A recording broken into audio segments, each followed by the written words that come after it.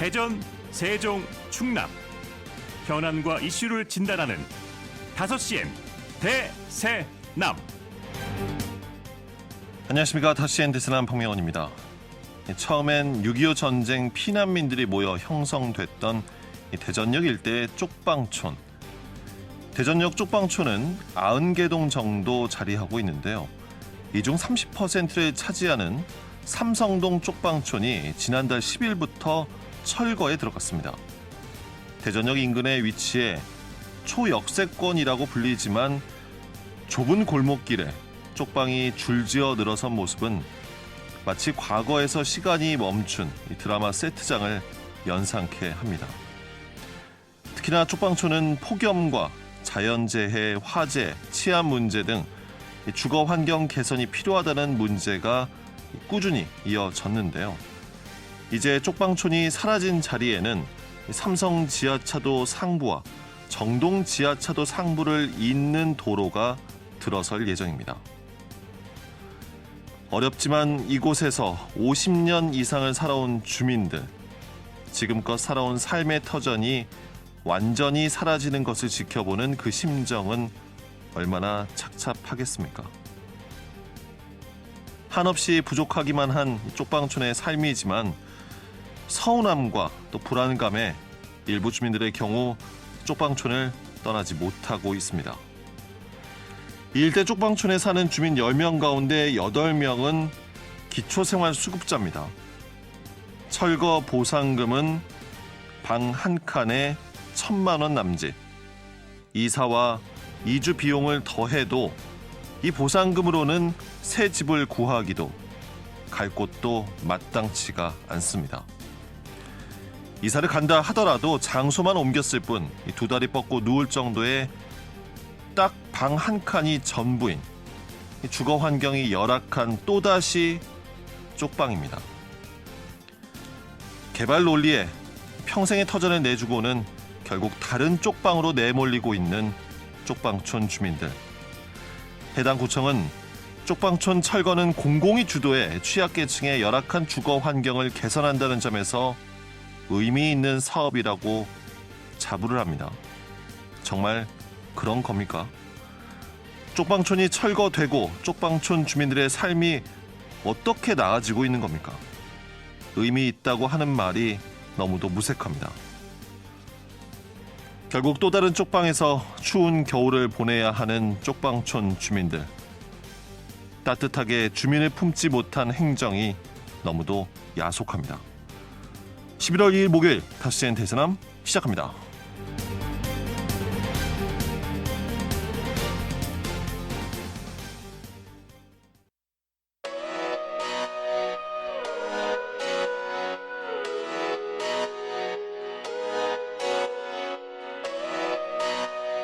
다섯 시엔 대세남은 여러분의 참여와 제보로 이루어집니다. 단문 50원, 장문 100원의 유료 문자 샵 2309번, KBS 대세남 유튜브 채널과 페이스북, 카카오톡 채널 5시엔 대세남으로 참여와 제보하실 수 있습니다. 선정되신 분께는 모바일 상품권 보내드립니다. 여러분의 뜨거운 관심과 제보 기다리겠습니다.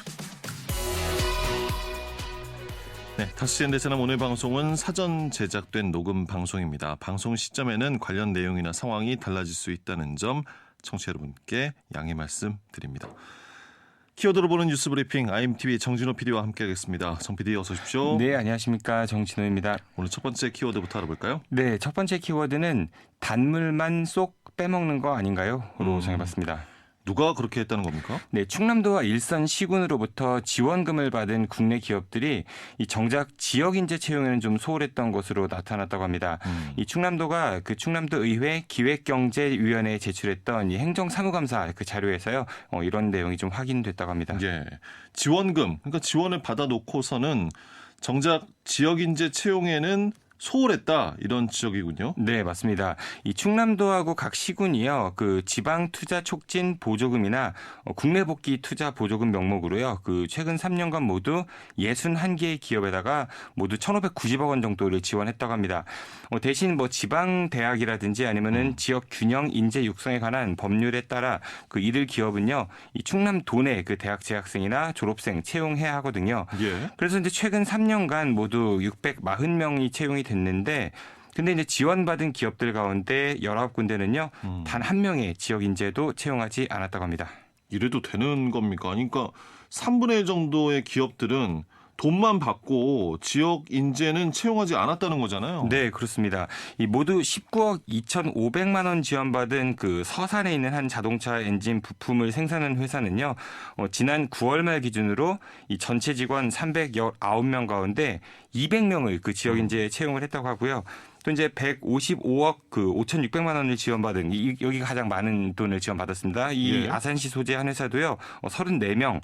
그리고 이제 외국인 투자기업 9개 회사도 그 외국인 투자기업 유치 보조금 명목으로요, 모두 301억 원을 지원받았는데, 그리고 이제 263명의 지역 인재를 채용했다고 합니다. 받았으니까 이렇게 해야죠. 네, 예. 근데 이제 120억 넘게 지원받은 그 예산군에 있는 한 회사는요, 이 전체 직원 33명 가운데 지역 인재 채용한 인원 단 한 명도 없었다고 합니다. 120억이 넘는 지원을 받았는데 지역 인재를 단 한 명도 채용하지 않았다. 아니 단물은 받고 뭐 먹고 나서 할 일을 하지 않은 겁니까? 네, 그리고 또 이제 천안에 있는 한 회사도요, 이 38억 5천만 원 지원 받았는데 그 621명 그 직원 가운데 한 명도 그 지역 인재 채용하지 않았다고 하고요. 그밖에 106억 4천만 원이나 지원받은 그 예산군 소재 또 다른 회사는요, 전체 직원 119명 가운데 고작 3명만 그 지역 인재 채용했다고 합니다. 예. 이렇게나 많은 돈, 특히나 도민 혈세가 지원이 됐는데 지역 인재 채용이 왜 제대로 이루어지지 않고 있는지 분명히 밝혀야 하지 않겠습니까? 네, 맞습니다. 그래서 충남도 의회도요, 그 지역의 일자리 창출을 위해서 지역 기업 지원을 해주는 건데, 이 충남도가 이 지역 인재 채용 실태 그동안 좀 제대로 점검하지 않았다면서 이번 행정사무감사 통해서 반드시 좀 짚고 넘어가겠다, 뭐 이렇게 입장을 밝혔다고 합니다. 예. 이번 달 6일부터 그 충남도를 상대로 한 충남도 의회의 그 올해 행정사무감사 진행될 예정인데요. 예. 이 문제 좀 충분히 잘 따져봐야 할 것 같습니다. 관심 있게 지켜보겠습니다. 두 번째 키워드 알아볼까요? 네, 두 번째 키워드는 혹시 겁방용 압수수색입니다. 어떤 내용입니까? 네, 그제 윤석열 대통령이 내년도 정부 예산안과 기금 운용 그 계획을 밝히는 국회 시정연설을 했었죠.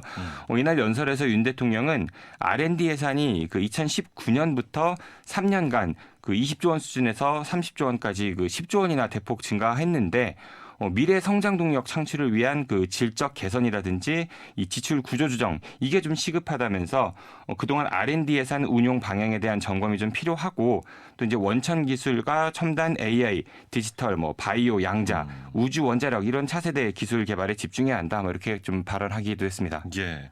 얼핏 들으면 R&D 투자를 강화하겠다, 차세대 기술 개발에 집중해야 한다 이렇게 뭐 강조를 한 것 같지만 최근의 논란처럼 관련 예산은 크게 줄었습니다. 네, 맞습니다. 그 윤 대통령 말을 좀 종합해 보면요, 그 전체 투자 규모는 줄이되 선택과 집중을 하겠다, 뭐 이런 의미인 것 같고요.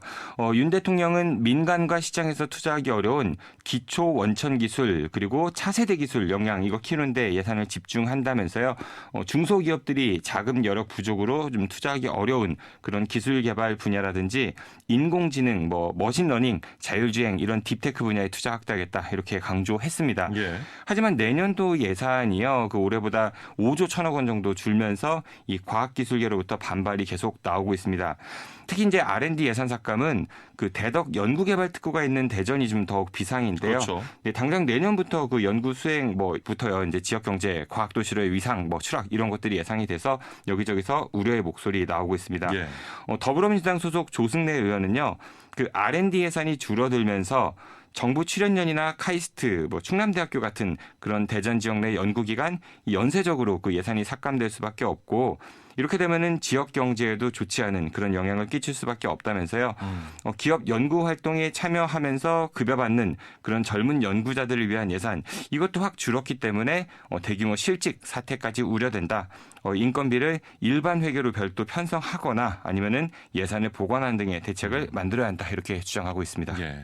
그 부분이 이제 지역에서 가장 우려가 크게 나오고 있는 것인데 그런데 이날 윤석열 대통령의 국회 시정연설 내용 가운데 R&D 예산 삭감을 통해 마련이 될 이 3조 4천억 원을 사회적 약자와 취약계층을 두텁게 지원하는 데 쓰겠다.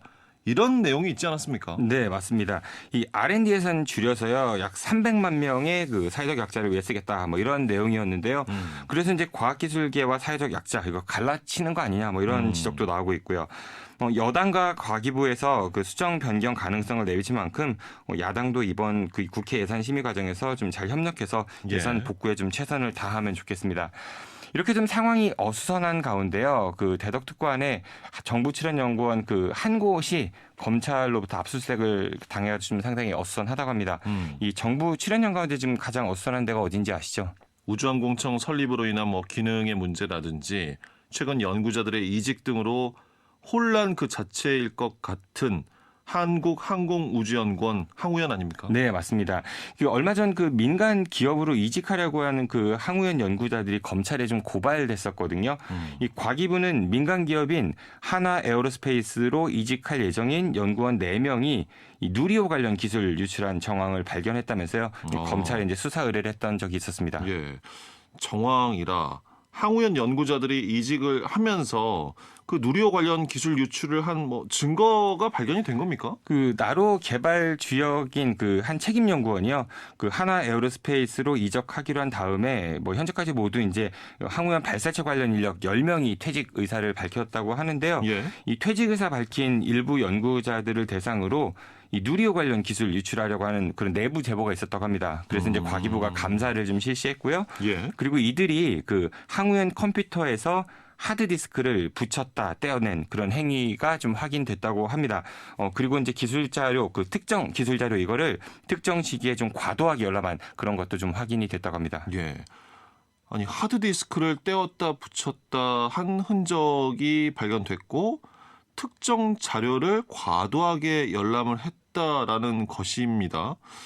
그럴 수 있겠구나. 이런 부분이 있다면 이제 조사를 해야겠구나라는 생각이 들겠지만 또 한편으로는 이해가 가지 않는 것이 저희 방송에서도 몇 차례 말씀드렸지만 한국항공우주연구원이 누리호 발사를 민간 기업인 한화 에어로스페이스 이 기업과 함께 진행을 했었고요. 앞으로는 특히 종국에는 이 한화 에어로스페이스의 기술을 모두 이전을 해서 한화 에어로스페이스가 마지막 발사 대부분은 다 하기로 이거 정해져 있는 거 아닙니까? 네, 맞습니다. 그래서 저도 좀 이게 이상하다는 생각이 들었거든요. 이 누리호 발사는요, 그 한화 에어로스페이스하고 함께 진행되었던 거고요. 그리고 또 그 기업의 기술을 모두 이전을 해서 그 민간 차원에서 발사 이루어질 수 있게 하겠다. 이게 이제 누리호 사업의 핵심 가운데 하나였는데 맞습니다. 이들이 기술 유출할 이유가 뭐가 있을까? 뭐 이런 어차피 생각이 가기로 되어 있는 것이네요. 네, 맞습니다. 예. 그런 생각이 들었습니다. 그러니까 의혹이 제기되니까 그 연구자들은 하드디스크를 떼어난 게 아니라 그 컴퓨터에 붙어있는 외장 하드를 뗀 거라면서요. 이 대전 항우연 본원에서 그 전남 고흥 나로우주센터나 아니면 다른 산업체 갈 때 이거 보통 이렇게 뭐 뗐다 붙였다 한다. 예. 이게 보통 관행인데 이걸 왜 그런지 모르겠다라면서요. 이 과기부가 기술 유출 증거 뭐 찾지 못한 채 검찰에 고발했으니까 뭐 법적으로 대응하겠다. 뭐 이렇게 좀 반박하고 있습니다. 네. 이 과학기술계도 이 과기부가 우주항공청 문제 그리고 또 이제 이직 문제로 시끄러운 그런 항우연을 좀 무리하게 누리호 기술자들 기술 유출 범죄자로 모는 거 아니냐 이런 비판도 제기되고 있습니다. 네. 이런 가운데 이제 그제 검찰이 항우연을 압수수색을 했던 거거든요. 이번 항우연에 대한 감사 그리고 검찰의 압수수색 뭔가 좀 개운치는 않아 보입니다. 예. 여기까지 듣도록 하겠습니다. 키워드로 보는 뉴스 브리핑 IMTV 정진호 PD였습니다. 수고하셨습니다. 고맙습니다.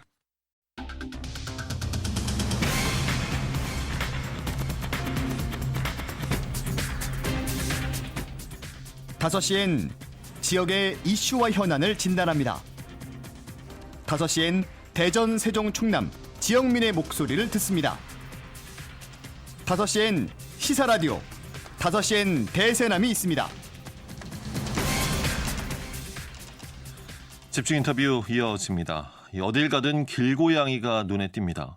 그런데 요즘 길고양이를 두고 보호받아야 한다, 줄여야 한다를 놓고 논쟁이 끊임없이 이어지고 있는데요. 지난 9월 천안시의회에서 길고양이 보호 취지의 조례안이 전국 최초로 발의됐습니다. 하지만 이 조례는 이후 찬반 경론 끝에 보류로 결론이 났습니다. 오늘 집중 인터뷰에서 현재 이 길고양이 보호 조례가 어떻게 추진되고 있는지, 여기에 담긴 내용 등을 직접 조례를 발의한 천안시의회 보가영 의원과 말씀 나눠보도록 하겠습니다. 자, 보 의원님 나와 계시죠? 안녕하십니까? 네, 안녕하세요. 천안시의회 보가영 의원입니다. 예. 의원님, 제가 앞서 간단히 얘기를 했는데 지난 9월이었습니다. 길고양이 보호 조례를 발의해 이제 전국적인 관심까지 모아졌었거든요. 일단은 보류로 이제 결정이 됐습니다. 이후 한 달 정도 시간이 훌쩍 지났는데요. 현재 관련해서 어떻게 진행이 되고 있습니까? 네, 현재 지금 다음 주 토요일이죠. 11월 11일 2시에 천안시청 대회의실에서 이번 조례안을 가지고서는 이제 좀 대토론회를 좀 계획을 할 예정입니다. 그래서 찬성 측과 반대 측 분들을 모시고 여러 의견을 좀 들을 예정입니다. 예. 대토론회라고 말씀해 주셨어요. 네네네. 네, 상당히 많은 분들이 모이시나 봅니다. 좀 아직 섭외하는 과정에 있고요. 아무래도 이제 찬성 측 분들, 그리고 또 반대 측 분들, 그리고 또 야생조류협회에 계신 분들, 그리고 또 수의사 분들, 이런 식으로 많은 분들을 좀 많이 모셔가지고 이번 조례에 관련돼서 좀 많은 목소리를 좀 듣고자 하는 취지고요. 또 하나는 이번 조례안을 갖고서는 좀 많이 왜곡이 돼 있다 보니까 예. 이 조례안에 대해서 발의하게 된 목적과 취지에 대해서 또 다시 한번 설명을 드리고자 그렇게 좀 토론회를 계획을 하고 있습니다. 예. 취지와 목적 얘기해 주셨는데 길고양이와 관련해서 조례가 발의된 건 이번이 전국 처음입니다. 그래서 더 관심을 끌었던 것이고요. 보 의원님께서 어떤 이유로 길고양이 보호 조례를 발의하게 되신 겁니까? 네, 사실 그 천안시 동물보호 조례가 있어요. 네, 그 안에도 이미 길고양이에 관련된 내용이 담겨져 있는데요. 제가 이번에 이렇게 길고양이 관련된 조례를 따로 이렇게 좀 발의를 하게 된 이유는 저희가 이제 그 도시 환경이 변하면서 그 아파트가 많이 생기고 하면서 지역 주민과 또 캣맘 간에 좀 갈등이 많이 발생하는 걸 좀 많이 볼 수가 있잖아요. 예. 그리고 또 하나는 2018년도부터 저희가 이제 국가 사업으로 TNR이라고 불리는데 중성화 수술 사업을 이미 진행을 하고 있는데 이게 사실 국비 도비 12 사업으로 진행되고 있는 걸 많은 사람들이 모르세요.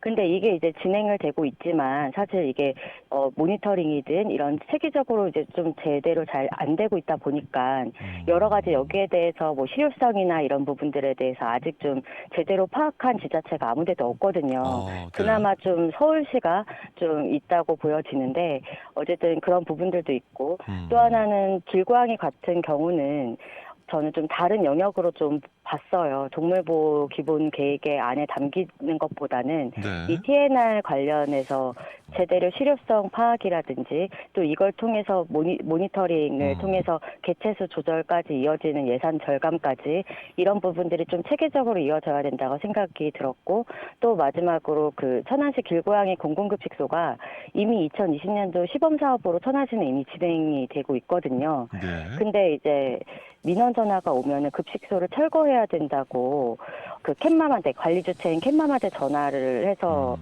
이제 얘기를 하는 거죠. 예. 그 지자체에서 그러다 보니까는 이게 정말 천안시 행정의 역할이 정말 맞는지 이런 여러 가지 좀 의문 때문에도 그렇고 그래서 좀 이런 여러 가지 좀 생각 때문에 따로 예. 이 길고양이 보호 관련된 조례를 좀 발의를 하게 됐습니다. 예.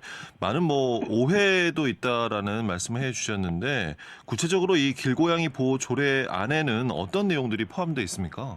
네, 사실 가장 중요한 게 여기 부분 관련해서는 이제 아무래도 천안시장이 길고양이 관련돼서 천안 시민과 공존하면서 살아갈 수 있도록 필요한 정책을 수립하고 시행해야 되고 또 여기에 대한 이제 또 계획을 또 세우게끔 좀 나눠줬어요. 예. 그리고 또 하나는 길고양이 급식소를 좀 강제로 의무 설치하게끔 좀 넣어놨고요.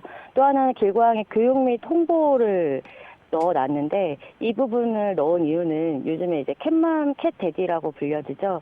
이분들이 아무래도 좀 아무렇게나 이제 사료를 주다 보니까 또 지역 주민분들과의 갈등 때문에 이제 그런 캣맘이나 캣데디에 대한 그런 교육도 필요하다고 좀 느껴졌고 또 하나는 길고양이에 대한 인식 개선도 좀 필요하다고 느껴졌고 제가 또 가장 중요한 게 협의체 구성도 하게끔 넣어놨는데 이 협의체 구성 부분은 지역 주민분들과의 그런 갈등 때문에 이런 부분들을 협의체 구성을 통해서 좀 해결하고자 중재를 하고자 이런 협의체 구성도 좀 넣었다라는 말씀 드립니다. 예.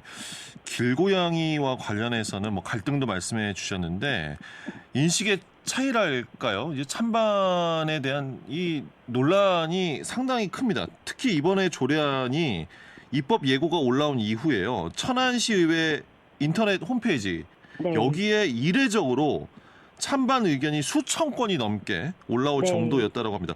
의원님께서는 이 정도 논란을 뭐 예상을 하셨습니까?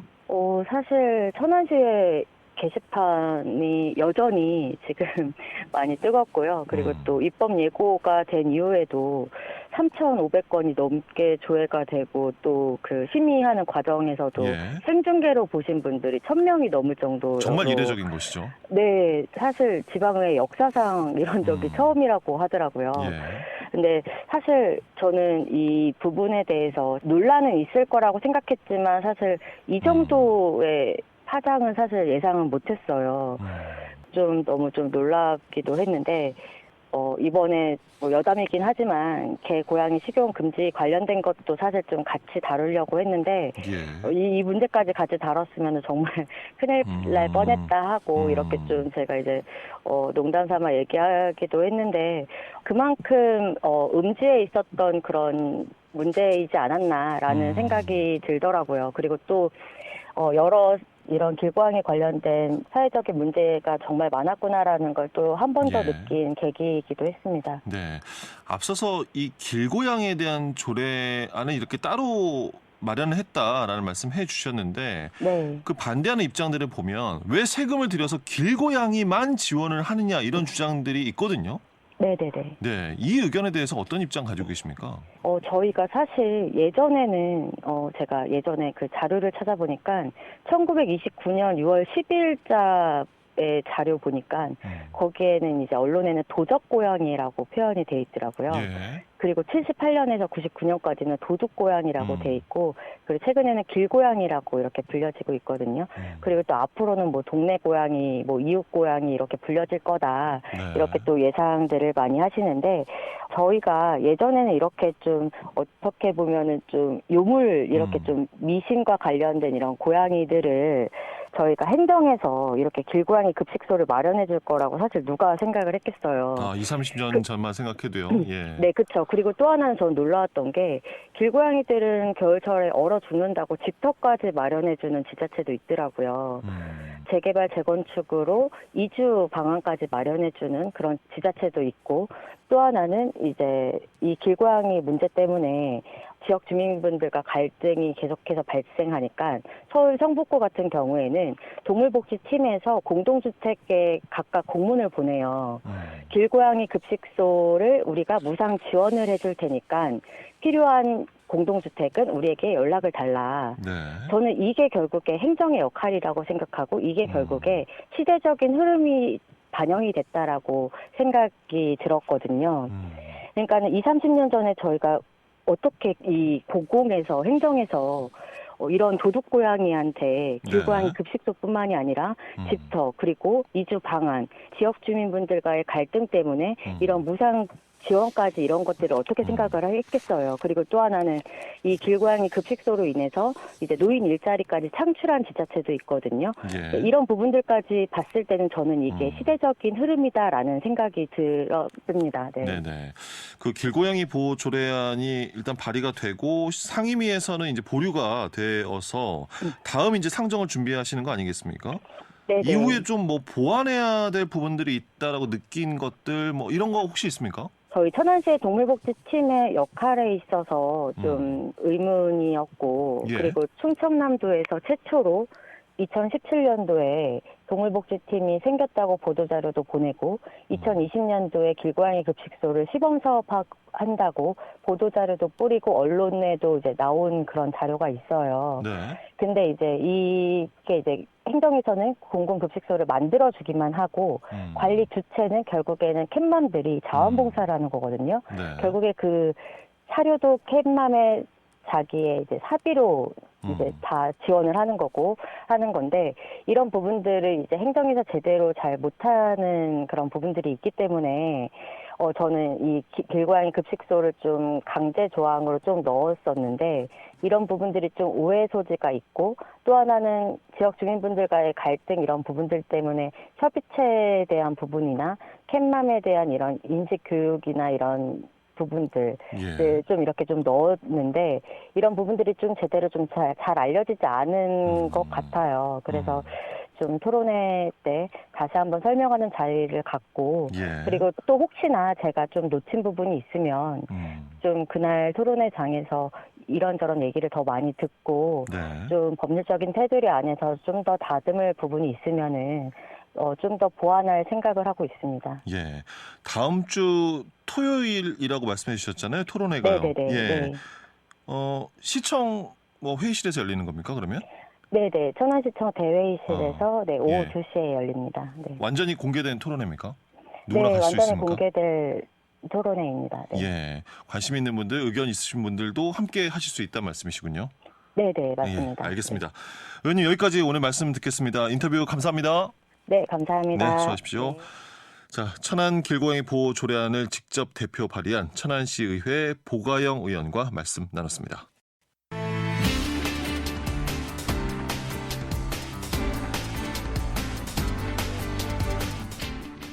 이어서 감시자들, 오늘은 자치행정의 주요 사안과 지방의회 의제를 짚어보는 시간입니다. 대전 참여자치시민연대 김재섭 사무처장 함께하겠습니다. 어서 오십시오. 네, 안녕하세요. 반갑습니다. 네, 사무처장님 오늘은 어디를 감시하고 오셨습니까? 예, 오늘은 대전시가 환경운동가들을 고발한 사건을 가지고 왔습니다. 대전시는 보문산에 대규모 관광시설을 조성하는 이른바 보물산 프로젝트를 진행 중에 있는데요.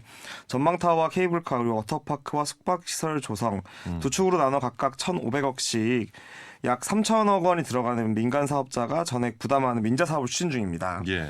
이에 대한 사업 설명회, 즉 민간 사업자에게 설명하는 사업 설명회가 8월에 있었는데요. 여기서 좀 반대 의견을 내던 환경운동가 2명을 대전시가 고발한 사건입니다. 예. 보문산 케이블카 민간 업자들에게 이 사업 설명회를 한 것인데 이 설명회를 방해했다는 이유로 대전시가 시민사회단체 임원 2명을 경찰에 고발을 한 것입니다. 이런 일이 생기는 게 뭐 타 지역을 포함해서요. 그래도 꽤 있는 것인지 아니면 상당히 이례적인 상황입니까? 좀 이례적인 상황입니다. 물론 뭐 이제 뭐 불을 지른다거나 뭐 물건을 파손했다거나 뭐 사람을 때렸다거나 뭐 어떤 과정에서 그런 일이 발생한 거라면 예. 실제로 관련된 법적 처분이 있는 경우는 있습니다만 네. 일반적으로 공청회나 설명회에서 의견을 내거나 어떤 강하게 의사 표현을 해왔던 것들은 많이 있어왔던 일입니다. 근데 이런 상황에서 지자체가 나서서 해당 주민을 고소하는 것은 좀 이례적인데요. 생각을 해보시면 갈등이 첨예한 사안의 공청회에서 주민들이 항의해가지고 좀 무산됐다 이런 기사들은 아마 한 번씩은 좀 접해보셨을 예. 겁니다. 뭐 서울에서는 동네에 이제 장애인 학생들이 다닐 수 있는 특수학교 건립 공청회에서 그걸 반대하는 학부모 단체가 이제 뭐 어떤 항의를 했다거나 예. 혹은 뭐 대전에서도 과거에 학생인권 조례 제정을 위한 공청회에서 인권 조례에 반대하는 사람들이 공청회장을 점거하다시피 한 케이스도 있었거든요. 근데 그런 경우에도 공청회를 주최한 지자체가 해당 시민을 고발했다 이런 말은 못 들어봤고요. 주민의 의사 표현이 굉장히 위축될 우려가 있는 그런 뭐 이례적인 상황입니다. 예. 왜 대전시는 고발까지 하게 된 것인지 사안이 무엇인지 정확히 짚어보는 것이 중요하겠습니다. 보문산 개발을 둘러싼 갈등에서부터 이제 시작이 된 거잖아요. 네, 맞습니다. 이제 보문산 활성화 사업은 민선 4기 때부터 계속해서 이야기가 나왔었고요. 뭐 박성일 시장부터 현 민선 8기 이장호 시장까지 보문산 활성화에 대한 것은 공약으로도 나왔었고 매번 등장했었습니다. 그렇습니다. 근데 이제 지금 상황은 바로 전 시장인 허태정 시장 때부터 이야기를 이어가야 할 것 같습니다. 지난 허태정 시장도 공약으로 보문산 관광 인프라 개발을 공약으로 내세웠고요. 뭐 전망대와 야구장, 보문산 그리고 5월들을 잇는 어떤 연결을 하겠다. 예. 뭐 이런 걸로 내세웠었습니다. 그래서 보문산 중턱에 위치한 그 2층짜리 좀 오래된 전망대가 있거든요. 이름이 보은대인데요. 이 보은대를 친환경 목조 전망대로 개축해 새로운 랜드마크를 조성하겠다 이런 계획을 밝혔습니다. 네.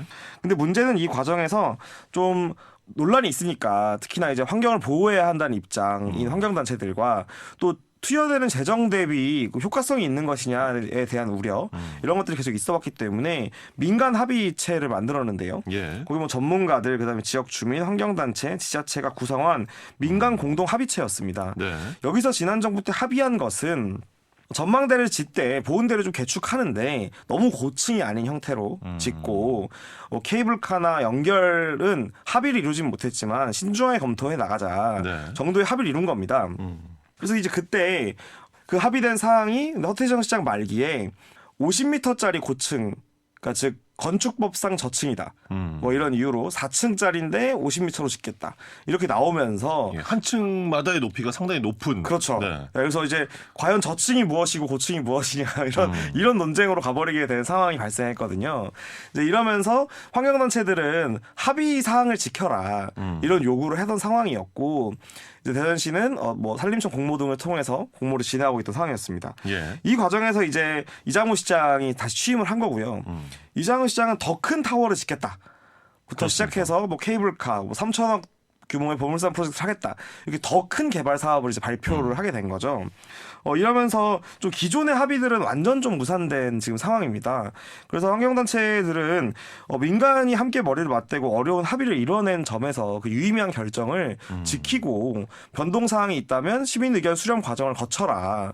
뭐 이런 요구를 한 것인 거죠. 예. 그런 과정에서 대전시가 일방적으로 민간 투자자들을 위한 설명회를 개최하니 이거에 대해서 시민 의견 수렴 과정과 민간 합의를 이행하는 노력들 그것을 좀 먼저 해야 되는 거 아니냐 이런 맥락에서 이제 항의 시위를 이어간 것이죠. 예.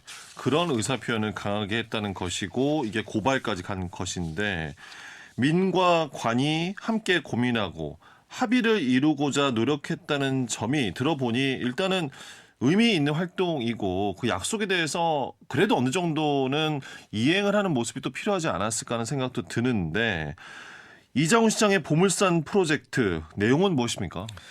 이장우 시장은 보물산 프로젝트라는 이름으로 보물산을 활성화시키겠다는 건데요. 3천억 그리고 20년 규모의 개발 계획입니다. 거기 내용은 150m 타워, 워터파크, 숙박시설, 케이블카 등인데요. 이를 이제 전액 또 민간 사업자를 유치해서 진행하겠다고 하는 겁니다. 예. 근데 이제 문제는 많은 청취자분들이 이미 알고 있듯이 보문산 일대에 대한 투자 및 개발 계획이 매번 진행이 안 되고 무산되는 이유는 수익성이 잘 확보가 안 되기 때문이거든요. 곰곰이 생각을 해보시면 보문산이 그렇게 큰 산이 아니지 않습니까? 예. 뭐라 그럴까요? 설악산처럼 어떤 크고 좀 상징성이 있거나 전국적으로 뭐 절경으로 유명하다거나 네, 이게 아닌 유명하다거나, 거죠 사실은요. 뭐 예. 그리고 뭐 통영같이 바다가 있어가지고 경관이 수려하다거나 예. 이런 것도 아닙니다. 그 뭐 적절한 수준의 정비와 관광 활성화 사업은 저는 뭐 할 수 있다고 보긴 하는데요. 투자 대비 효과가 있는가? 이것이 항상 이제 보장되어야 한다는 거죠.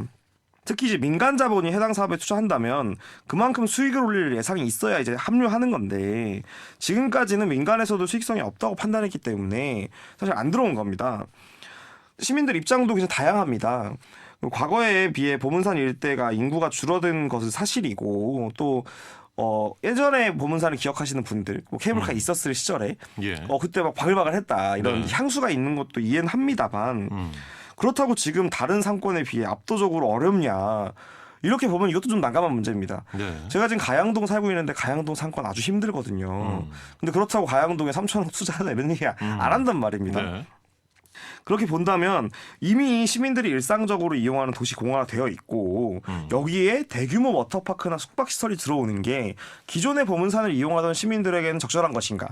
오히려 방해만 될 수도 있다. 이런 것도 네. 이제 이런 주차난도 발생할 거고 뭐 교통 혼잡이나 이런 것도 발생할 수 있지 않습니까? 예. 뭐 그런 우려도 있는 거죠.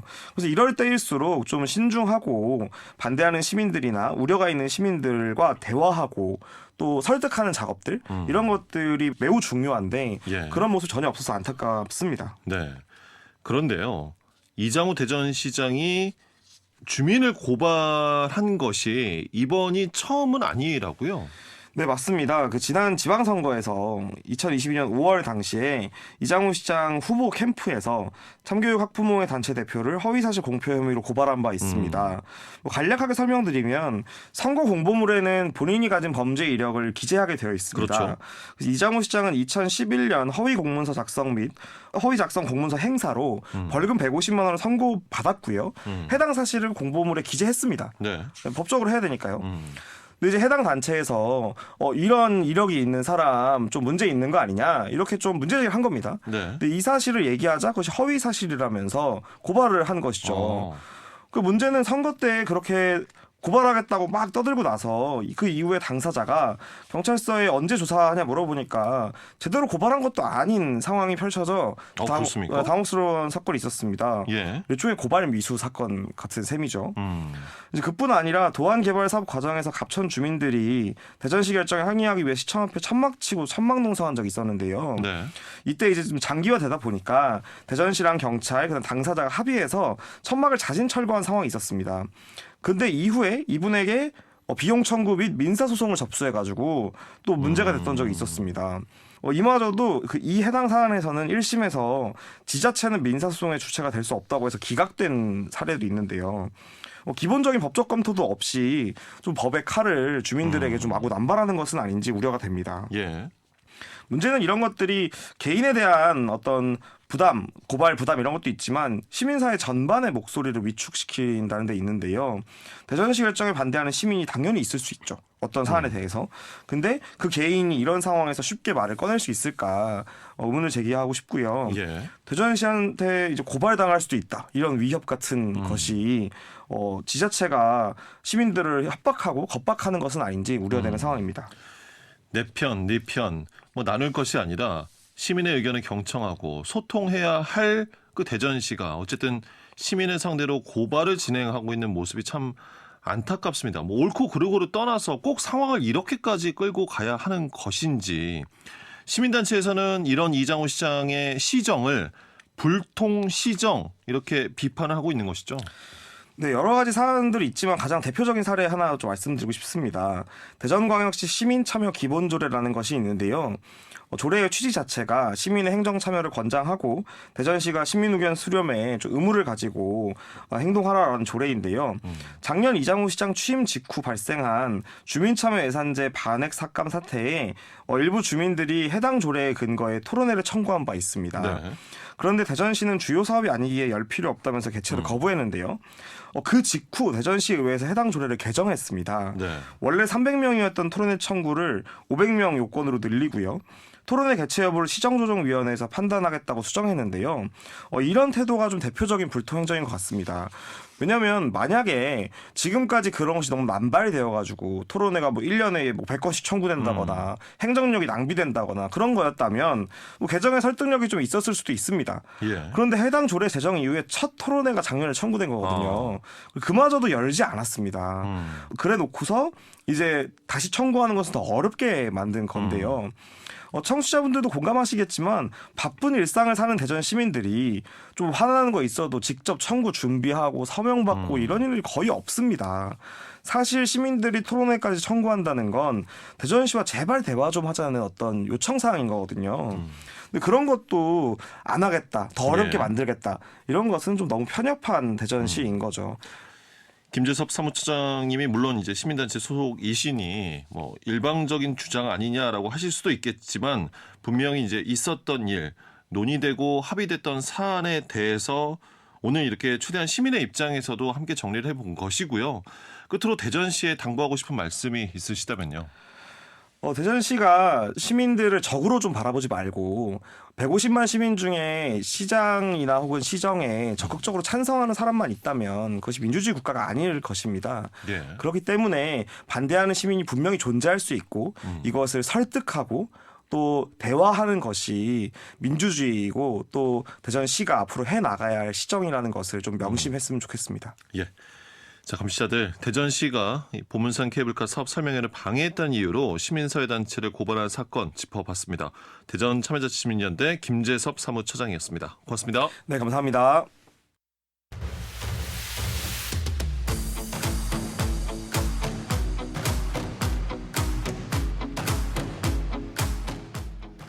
이어서 우리 사회 이슈를 청년들의 시각으로 바라보는 청년몰 시간입니다. 주식회사 다른코리아 김진환 대표, 대전 청년내일센터 우수정 센터장 두 분의 청년과 함께하겠습니다. 어서 오십시오. 네, 안녕하세요. 두 분 오늘 뭐 식사 잘 하셨습니까? 많이 먹고 왔습니다. 저도 먹긴 먹었는데 예. 좀 빈약하게 먹은 것 같아요. 예. 오늘 청년들의 이제 식생활과 관련된 이야기 두 분께 들어볼까 하는데, 청년기는 뭐 인생에서 어떻게 보면 가장 건강한 시기라고는 하지만 청년 1인 가구들을 봤을 때 다른 연령대에 비해서 이 식생활이 네. 취약할 가능성이 높다.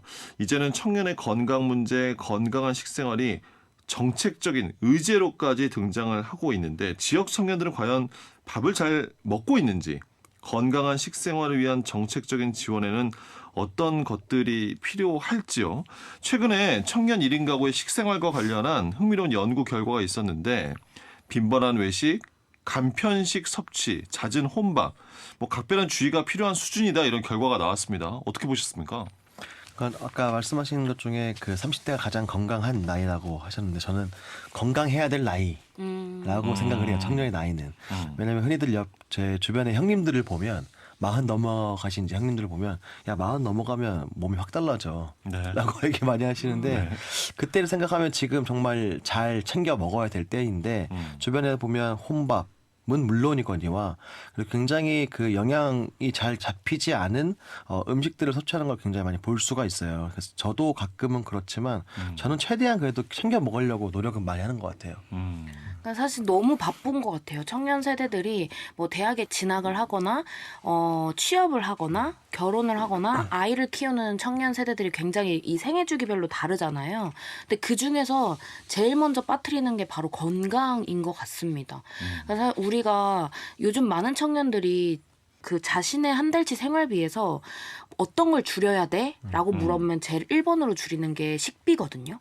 그러니까 다른 거는 너무 고정 비용이 강하다 보니까 아 내가 좀 덜 먹고 좀 참지 하면서 편의점에서 식사를 때우거나 그 불균형적인 그 식사 습관이 굉장히 잦아졌다고 해요. 그러니까 저는 사실 좀 안타까운 것 같아요. 제일 건강한 신체 몸은 맞지만 그 건강을 제일 빠르게 해치는 것도 우리 청년 세대가 아닌가라는 생각이 듭니다. 예. 네.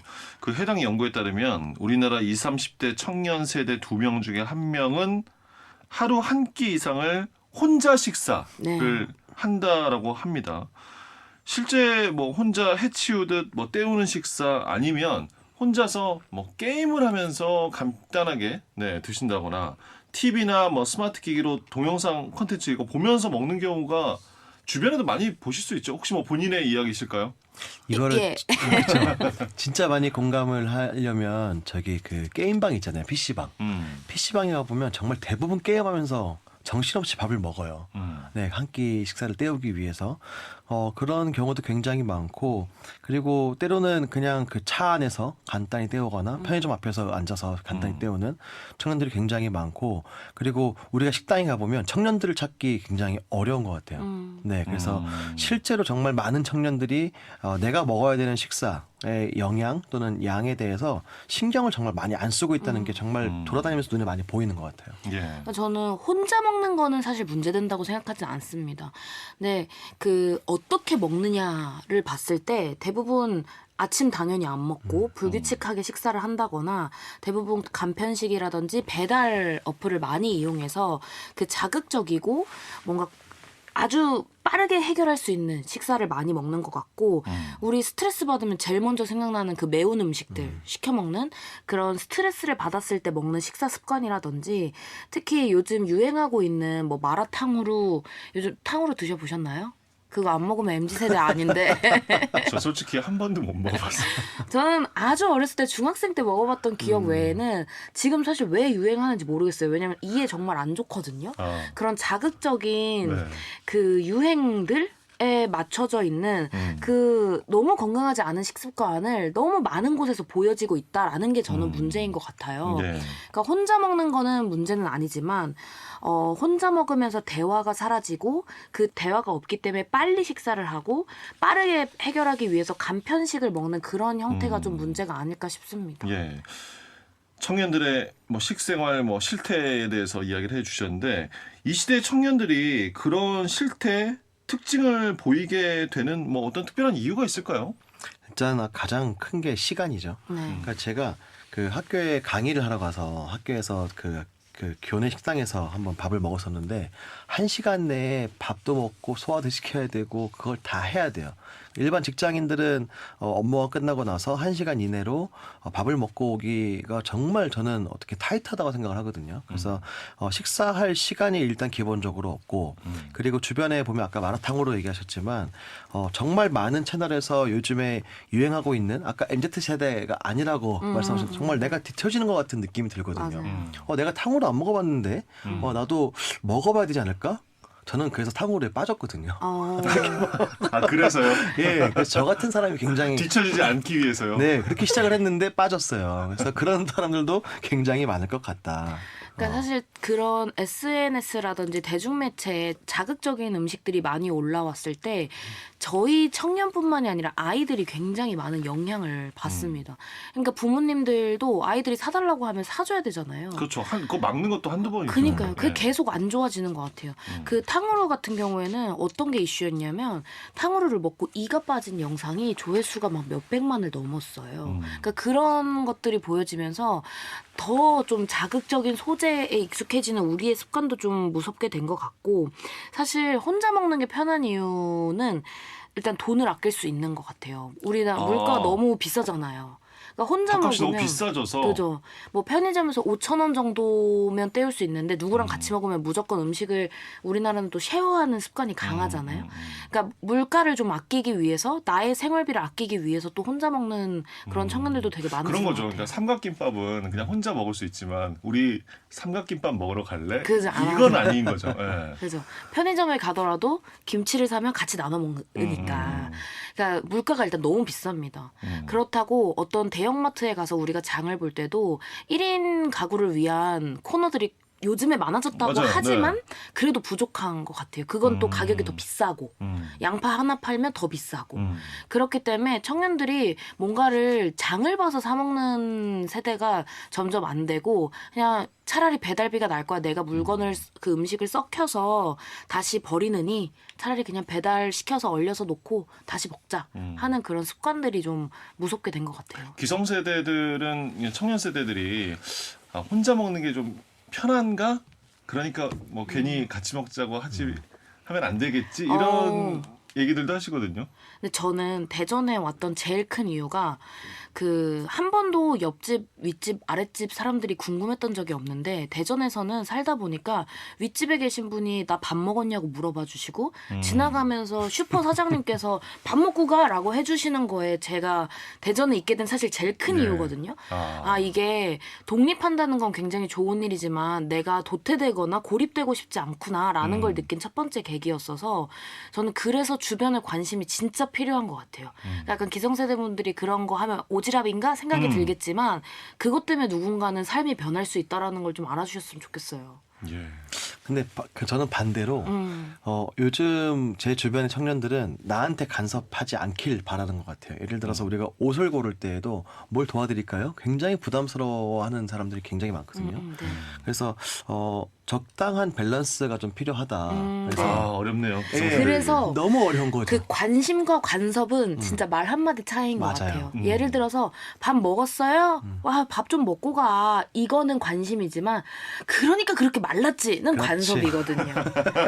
하고 싶은 말 한마디 참는 게 정말 어렵습니다. 청년들의 건강에 대한 건강한 식생활에 대한 정책적인 지원 또 관심까지 이야기가 되고 있습니다. 어떤 것들이 필요하겠습니까?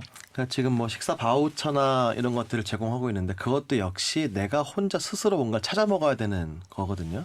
그래서 저는 그것보다는 좀 아이디어를 좀 낸다면 우리 그 대학가에 가 보면 카페테리아 식당 있잖아요. 반찬 이렇게 내가 몇 개씩 골라서, 골라가지고 그거에 대한 양을 가격으로 매겨가지고 먹는 밥이 있는데 그런 것들을 좀 구 차원에서 또는 동 차원에서 이런 것들을 한밭집 비슷하게 만들어서 청년들이 좀 저렴한 금액에 여러 가지 영양 잡힌 음식을 먹을 수 있는 그런 좀 장을 만들 수 있었으면 좋겠다라고 생각합니다. 저는 완전 비슷하게 그런 걸 시장에 도입하면 되게 좋겠다.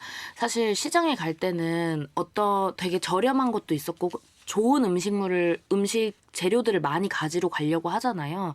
근데 어떤 시장에서 시범적으로 1인 가구들을 위해서 원하는 만큼 담아서 그걸 총 계산하는 해본 적이 있었는데 굉장히 인기가 많았었던 걸로 기억을 하고 전 대전시의 사례를 들어본다면 1인 가구들을 위해서 공유 냉장고를 행정복지센터 앞에다가 냉장고를 설치하고 뭐 남은 음식, 안 먹는 음식, 식재료들을 서로 쉐어하는 것들이 있었는데 굉장히 인기가 많았다고 하더라고요. 그런 것들이나 서울에서 했었을 때는 1인 가구들의 건강한 식습관을 위해서 밀키트 완성된 음식을 보내주는 게 아니라 식재료를 일주일치 거를 배송을 해줍니다. 그럼 그걸 가지고 어떤 음식을 해먹을 수 있는지 요리 그런 리스트들도 있고 이걸 통해서 나의 삶이 얼마나 나아졌는지에 대한 척도조사도 했었거든요. 이런 식의 좀 간접적으로 지원해줄 수 있는 것도 필요하지만 1인 가구들 혹은 혼자 사는 사람들 내가 함께 공동체를 만들고 싶은 사람들을 위한 네트워킹도 정말 필요하다고 생각을 합니다. 예. 그러니까 단순히 뭐 대학의 학내 식당에 얼마 딱 지원해 줄 테니까 알아서들 잘 먹어라. 이렇게 끝날 문제는 아닌 것 같아요. 네, 예, 여러 아이디어들도 필요할 것 같고요. 끝으로 오늘 주제에 대한 두 분의 한 줄 마무리 말씀 들어볼까요? 지금은 내가 건강한지 아닌지를 판단을 못합니다. 저도 이제 곧 40. 네. 곧은 아니지만 좀 남긴 했는데 네.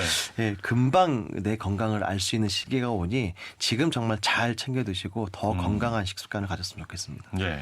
네, 저는 서로에게 좀 궁금함을 가졌으면 좋겠다고 생각이 들어요. 혼자도 물론 좋지만 누군가에게 밥 먹었니? 라고 할 수 있는 따뜻한 청년들이 되길 바랍니다. 네. 자, 청년몰 오늘은 지역의 이 시대의 청년들의 식생활에 대한 이야기 함께 나눠봤습니다. 대전 청년대회센터 우수정 센터장, 주식회사 다른코리아 김진환 대표였습니다. 두 분 고맙습니다. 감사합니다. 11월 2일 목요일 5시엔 대세남 여기까지입니다.